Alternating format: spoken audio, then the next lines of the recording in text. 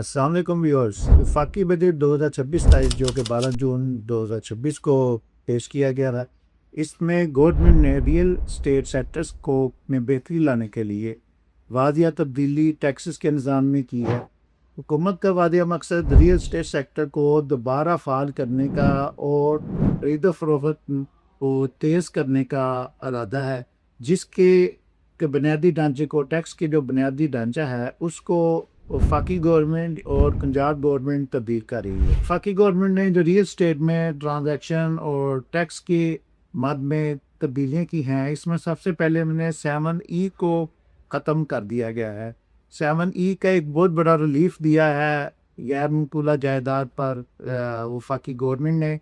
उसके अलावा with holding tax जो गवर्नमेंट ने आयद कर रखा था 236C और 236K, इसको ख़त्म करके आसान फ्लैट रेट्स में तब्दील कर दिया गया।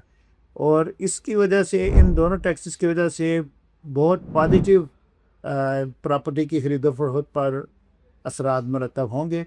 टैक्स फाइलर्स के लिए भी प्रॉपर्टी की खरीद फरोख्त में विद होल्डिंग टैक्स को कम करके फ्लैट 1.25% जो कि पहले 2.5% था कर दिया गया था।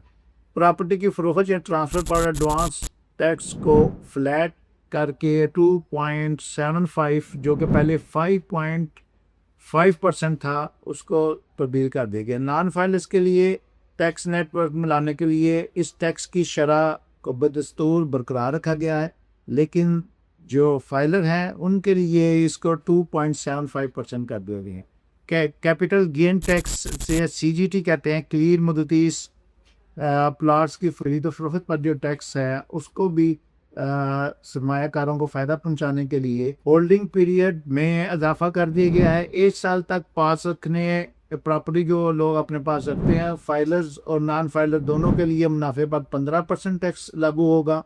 1 से 4 साल तक फाइलर्स के लिए और बतदरीज कम होता जाएगा। 1 से 2 साल के लिए 12.5% और 2 से 3 साल के लिए 10% और 3 से 4 साल के बाद फरोख्त करने वाले के लिए 7.5% टैक्स लगा दिया गया है। 4 साल से ज़ायद मुद्दत पर प्रॉपर्टी की फरोख्त करते हैं लोग, उनको बारी छूट, इंतहाई कम टैक्स जो है उनके ऊपर लागू होगा।